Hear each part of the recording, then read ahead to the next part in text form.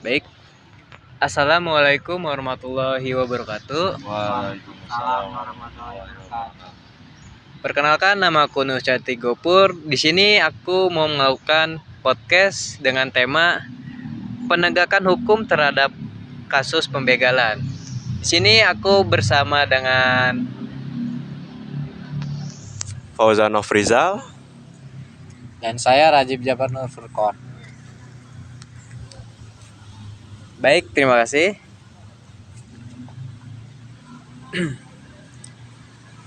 Pembegalan sendiri sering terjadi di Indonesia. Nah, kasus itu menjadi salah satu inspirasi kami untuk melakukan banyak pertanyaan terhadap kasus tersebut, yaitu salah satunya apa itu pembegalan dan mengapa sering terjadi di Indonesia. Dan saya bersama dengan Kang Rajib dan Fauzan akan membahas itu di podcast kali ini. Baik, selanjutnya nih, aku mau menanyakan sesuatu pertanyaan kepada kalian. Apakah siap? Siap. Baik. Untuk pertanyaan pertama, bisa dijelasin secara singkat gak sih apa itu pembegalan dan kenapa kasus ini sering terjadi di Indonesia? Baik, terima kasih atas pertanyaannya. Pertanyaannya yaitu apa sih pembegalan itu dan mengapa kasus pembegalan sangat marak terjadi gitu di Indonesia. Nah, mungkin yang pertama pembegalan sendiri yaitu sebuah proses pengambilan paksa harta seseorang korban ya dengan bertempat di tempat yang sepi dan minim orang gitu dan minim pencahayaan. Pelaku sendiri sering beranggotakan 2 atau lebih gitu untuk beraksi dan seringkali juga membawa senjata tajam. Nah, mengapa pembegalan ini sering terjadi? Karena mungkin ekonomi di Indonesia ini belum cukup merata ya, mengingat Indonesia sendiri masih di negara berkembang gitu dan ekonominya cenderung menengah ke bawah, yang dimana mungkin tidak bisa mencukupi sebagian orang dan mendorong orang tersebut untuk melakukan pembegalan gitu. Lalu selanjutnya ada kualitas hukum di Indonesia yang dimana mungkin tidak terlalu memberikan efek jera terhadap pelaku sehingga pelaku sering menjalankan aksi pembegalan gitu tanpa adanya rasa takut. Kang Fauzan, apakah ada yang ditambahkan? Baik, terima kasih jawabannya atas Kang Rajib. Mungkin ada benar apa yang dikatakan oleh Rajib. Minimnya kurangnya rendahnya kualitas ekonomi kita dibandingkan dengan negara-negara tetangga kita, dan khususnya adalah kualitas hukum kita yang sangat tidak ada habisnya lah untuk diperdebatkan dan dipertanyakan. Dan karena itulah pembegalan masih banyak terjadi di negara Indonesia. Cukup sekian dari saya. Terima kasih atas jawabannya Kang Rajib dan Kang Fauzan. Nah, aku mau menanyakan sesuatu nih. Kan ada kejadian atau kasus yang di Indonesia yaitu korban menjadi pelaku. Apa kalian pernah mendengar kasus itu? Nah, baik. Nah, di situ aku ada pertanyaan nih. Kenapa kasus itu penegak hukumnya itu gimana ya? Menjadi korban tuh menjadi pelaku gitu. Kok bisa gitu ya? Kenapa? Dan ini bukan menjadi pertama kali gitu kasusnya. Banyak atau sering gitu. Nah, menurut Kang Rajib dan Kang Fauzan, kenapa gitu? Kang Fauzan dulu. Boleh. Baik, terima kasih pertanyaannya atas Kang Nusa. Jadi kenapa sih korban bisa jadi pelaku, dan itu juga bukan hanya kasus satu saja, tapi ada banyak kasus yang seperti itu. Mungkin dari sudut pandang saya adalah ketidakbecusannya aparat penegak hukum dalam melaksanakan tugas mereka, dan ini sangat bertentangan dengan sifat-sifat profetik yang kita ambil dari kasus kita. serta serta terlalu banyaknya administrasi yang oleh korban harus ambil dalam menempuh jalur hukum. Misalnya kita ada sebuah kasus, kita harus melaporkannya dulu 1 kali 24 jam dan sebagainya, terus harus ada formulir dan sebagainya. Mungkin cukup begitu saja dari saya. Ada tambahan?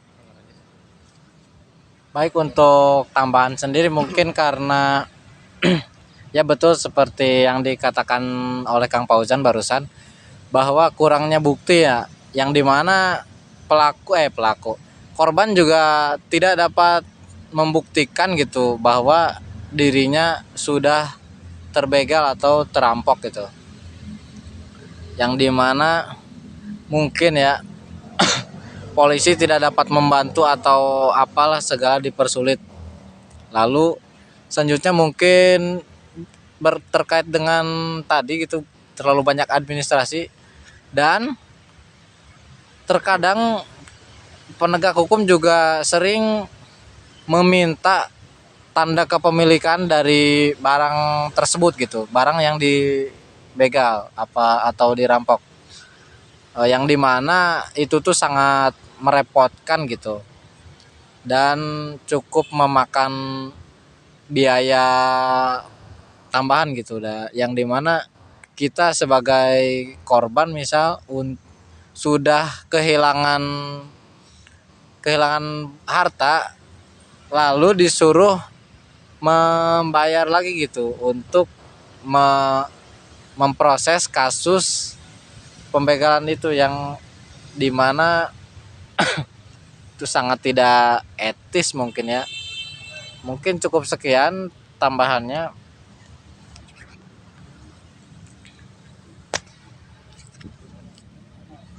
Baik, terima kasih atas jawabannya Kang Rajib dan Kang Fauzan. Jawabannya sangat gimana ya, memuaskan dan ya sering terjadi di Indonesia lah ya. Baiklah, untuk pertanyaan selanjutnya.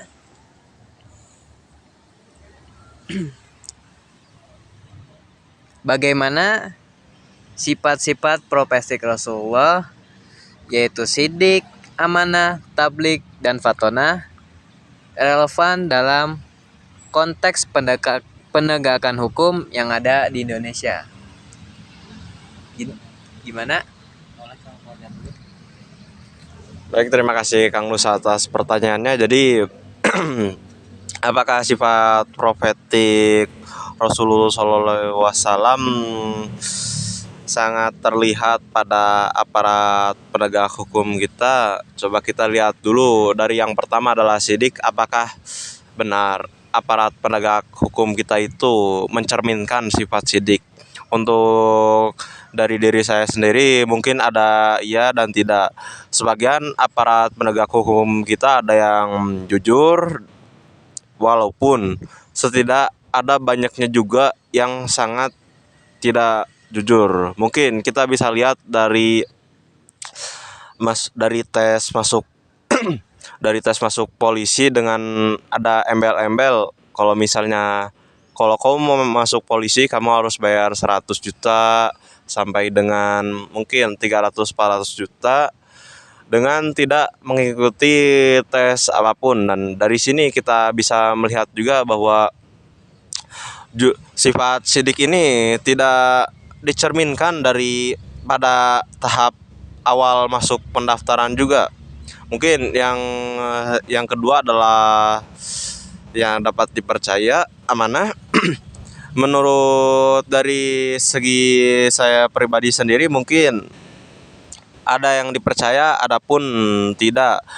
Mungkin kebanyakannya adalah aparat penegak hukum kita tidak dipercaya karena mereka sering berbuat yang aneh-aneh atau bahkan membuat gaduh dan membuat masyarakat Indonesia sangat tidak suka atau menurun kepercayaannya kepada aparat penegak hukum kita. Mungkin itu saja bagi saya, Kang Rajib.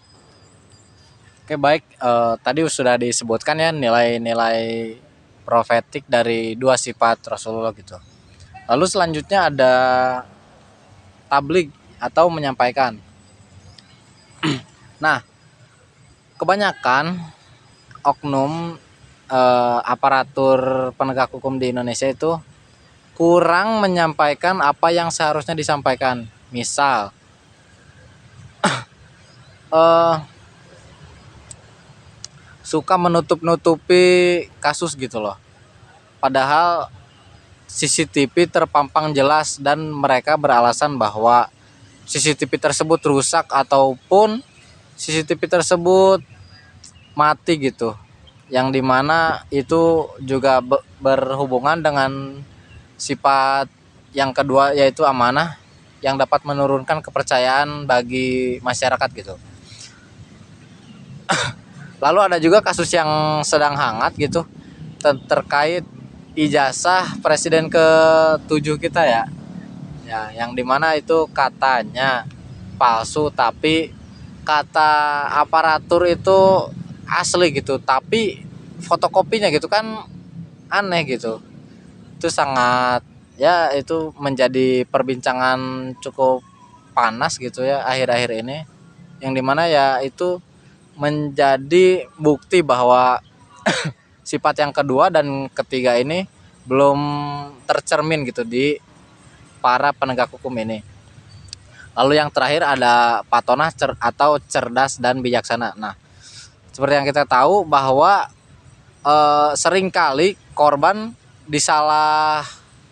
disalahkan menjadi pelaku gitu, yang dimana itu tidak bijaksana ya, mengingat hanya penegak hukumlah yang dapat menolong korban gitu. Lalu seringkali tidak berlaku tidak adil gitu, yang dimana terkenal dengan sifat hukum itu tumpul ke atas tajam ke bawah. Nah, yang seperti contoh ada kasus nenek-nenek yang mencuri kayu bakar itu sampai hukumannya di penjara berapa tahun apa berapa bulan gitu. Yaitu yang dimana itu hanya nenek-nenek gitu mencuri kayu bakar yang mungkin kayu bakar tersebut itu seperti ranting-ranting di kebun orang yang tidak terpakai, yang dimana nenek itu memanfaatkannya untuk agar bisa berguna gitu. Akan tetapi malah dijatuhi hukuman yang dimana itu sangat ya aneh sekali lah menurut saya. Mungkin itu saja untuk nilai-nilai profetik. Kembali kepada Kang Jati. Terima kasih Kang Rajib dan Kang Fauzan atas jawabannya. Nah, selanjutnya aku ada pertanyaan terakhir nih untuk kalian. Apa sih pembelajaran yang kita bisa ambil gitu dari kasus tersebut?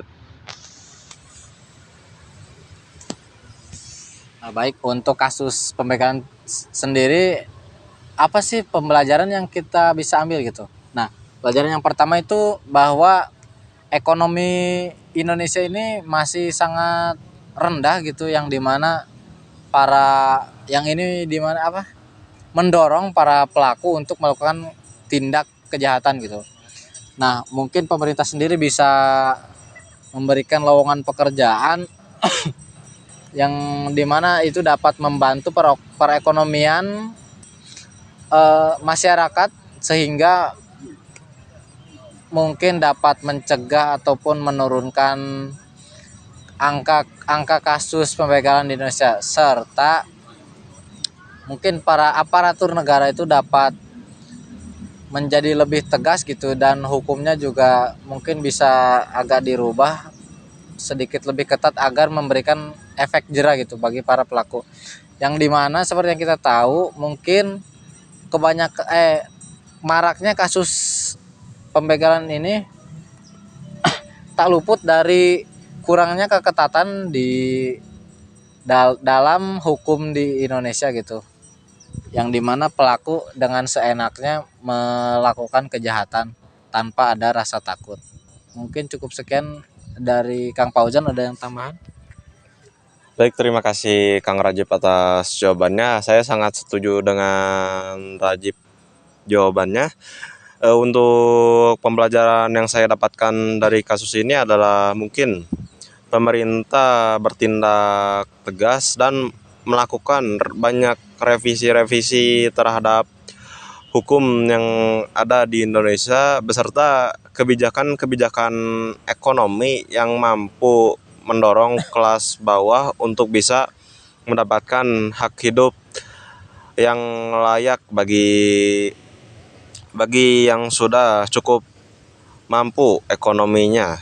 Dan satu lagi adalah kita membutuhkan seorang pemimpin yang tegas atau kuat dengan kebijakan-kebijakannya yang membantu kita, khususnya masyarakat kita sendiri, untuk bisa mendapatkan hak hidup yang layak supaya kita bisa menjadi negara maju seperti negara-negara lainnya. Mungkin itu saja dari saya. Baiklah, terima kasih atas jawabannya Kang Rajib dan Kang Fauzan. Mungkin segitu saja dari podcast kami. Mohon maaf apabila ada kata atau ya pembahasan yang menyinggung gitu.